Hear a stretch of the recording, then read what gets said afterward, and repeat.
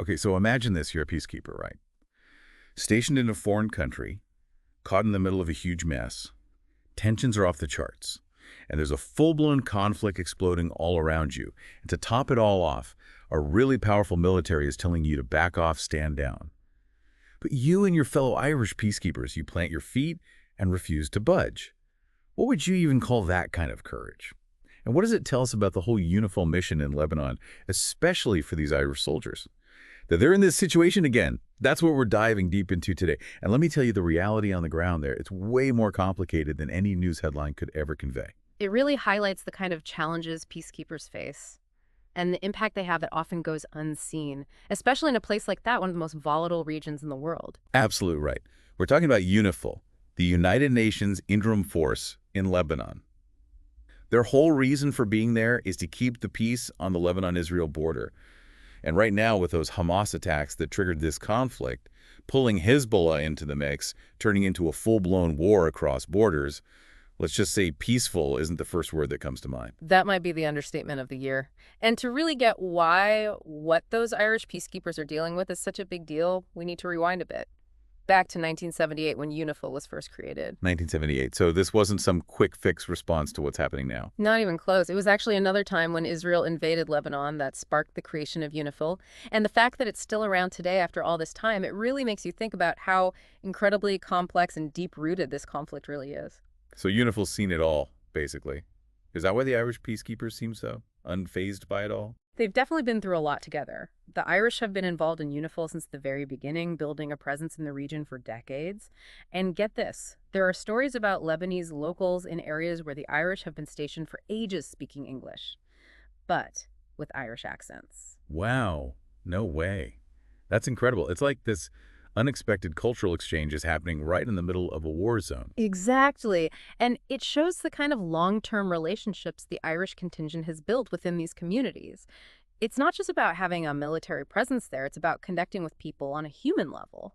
But it's also a stark reminder that this conflict has dragged on for so long that these sorts of cultural exchanges have become a part of its fabric. It really makes you realize that for people living in this region, UNIFIL isn't some abstract idea. It's a constant part of their lives, for better or worse. Exactly. And that presence has definitely had its share of both successes and failures. In terms of size, UNIFIL is massive. 10,000 soldiers strong, representing 50 different countries. Oh. Indonesia, India, Ghana, Nepal, Italy, Malaysia, Spain, France, China, Ireland. The list just goes on. It's a truly global peacekeeping force. Are there any American troops among them? Nope. The U.S. isn't involved in UNIFIL's on-the-ground operations, and while 10,000 soldiers might sound like a lot, it's important to remember what their role actually is. They're there to keep the peace, not fight a war. So they monitor the situation, report any violations, and provide humanitarian aid. They're not there to get directly involved in military action. Which makes those stories about the Irish peacekeepers refusing to back down from Israeli forces even more impressive. They're putting themselves in harm's way for a mission that doesn't really allow them to fight back in the same way. It takes a special kind of bravery to stand your ground when you're staring down the barrel of a conflict, especially when your orders are to de-escalate, not retaliate. And for the Irish, this is familiar territory. Remember the Israeli invasion back in '82? They faced the same kind of pressure back then, and they held their ground. The recent standoff just goes to show that some things, unfortunately, never change in that region. It makes you wonder if their goal isn't to engage in actual combat, then what impact does UNIFIL really have? Have they actually achieved their mission of keeping the peace after all these years? Well, it's not that straightforward. They've helped facilitate communication between Israel and Lebanon, which is a huge deal considering they don't even have a direct line of communication otherwise. They've also provided vital support to the local economy, which has helped to stabilize things on that front. But they've also been criticized for not being effective enough in preventing Hezbollah from rearming. Hold on, Hezbollah. Rearming. We should probably break down exactly what that means and why it matters so much in the context of UNIFIL's mission. Because if their job is to keep the peace, and a major player like Hezbollah is busy building up its weapons, that sounds like a recipe for disaster. You're spot on. It's a huge point of contention. And to really understand why it's such a challenge for UNIFIL, we need to take a closer look at what Hezbollah's rearmament actually looks like. Basically, Hezbollah's been busy building up this massive stockpile of rockets and missiles, and a lot of it comes from Iran. And these aren't just your average weapons, I'm guessing. We're talking about stuff that could reach well into Israel. Exactly. We're talking about weapons that could easily turn a border clash into a full-blown regional war. So Hezbollah's rearmament is like a ticking time bomb. Exactly. It completely undermines UNIFIL's whole reason for being there, which is to maintain stability and stop a bigger conflict from igniting. It's like trying to keep the peace in a neighborhood where one side is stockpiling explosives. It's a recipe for a disaster. And it gets even trickier for UNIFIL. Let me guess. They're not exactly given free rein to do whatever it takes to put a stop to it. You're right on the money. UNIFIL's mandate is to keep an eye on things, report what they see, not to actively disarm Hezbollah. And to make things even more complicated, the Lebanese government has put restrictions on where UNIFIL can even go. So even if they were authorized to take a more aggressive approach, they'd be hitting roadblocks left and right. That's the reality. They're stuck between a rock and a hard place trying to uphold their peacekeeping duties while also navigating the political landmines of operating within a sovereign nation. And remember, this isn't just some theoretical debate. This has real-world consequences for the safety and effectiveness of those peacekeepers on the ground, especially those who've been there for years, watching firsthand how quickly things can spiral out of control. Speaking of which, remember that story about the Irish accents? Yeah. Well, that's not the only time their long history in the region has given them a different perspective on the conflict. There's a reason Robert Fisk, that famous journalist who covered the Middle East for decades, was so drawn to the Irish contingent. He saw something unique in them.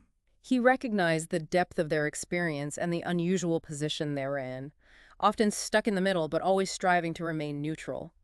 Fisk saw how they earned respect from both sides, even with all the hostility. He saw the human side of the conflict through their eyes, but he also saw the dangers they faced. Don't forget, 49 Irish soldiers have died serving in Lebanon. 49.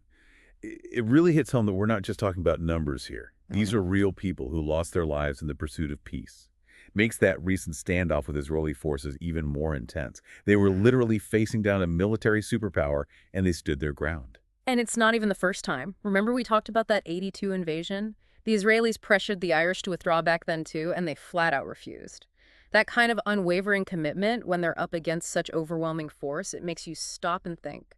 What drives that kind of courage? What's going through their minds when they're told to stand down but they dig in their heels instead? It's easy to get lost in all the politics and strategy, but when you boil it down, it's individuals making those decisions, often with huge personal risks involved. It's human nature to get caught up in the bigger picture. Right. But the day-to-day reality of peacekeeping, it's not glamorous, it's messy, it's complicated, and a lot of times it's about just trying to make even the smallest dent in a situation that feels impossible.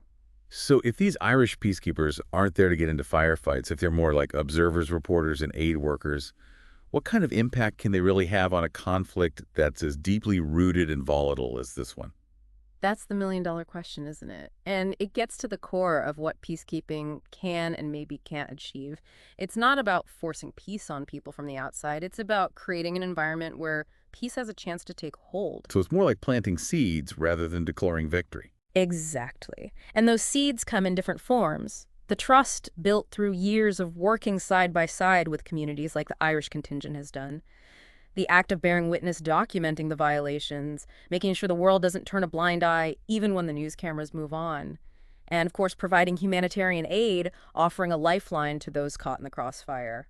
It makes you think about all the talk about the limitations of peacekeeping, all the criticism thrown at groups like UNIFIL. Yeah. But we don't often hear from the peacekeepers themselves. That's true. Their voices often get drowned out in all the political analysis and strategic debates. And yet they're the ones right there in the thick of it, dealing with the reality of this conflict every single day. Exactly. What they go through, what they experience, it gives us this unique perspective, a perspective that's often overlooked. And it highlights the human cost of war. Yeah. It shows just how complicated it is to try to build peace when everything around you is falling apart. It really is incredible to see. Like when those peacekeepers refused to back down even when they were facing such overwhelming force. Right. It reminds us that sometimes courage isn't about having the most powerful weapons. It's true. It's about holding on to your principles even when the world around you feels like it's crumbling. Absolutely. It's about recognizing the humanity of it all, even in the middle of all the inhumanity. And isn't that what peacekeeping is really all about? It's not about some perfect vision of peace. It's about lessening the harm. It's about finding even the tiniest spaces where dialogue and understanding have a chance to grow. It's a powerful thought. And as we wrap up this deep dive, it's something I hope you'll keep in mind. The situation in Lebanon, it's complicated to say the least. There are no easy answers. No. But by understanding the history of UNIFIL, the challenges they face, and the incredible bravery of people like those Irish peacekeepers, we can start to grasp the real human cost of this conflict. And hopefully we can start looking for new ways to find peace. Because peace isn't just about the absence of war. It's a choice, a commitment. It's a daily act of courage in the face of impossible odds. And sometimes you find it in the most unexpected places carried out by everyday people who are doing extraordinary things.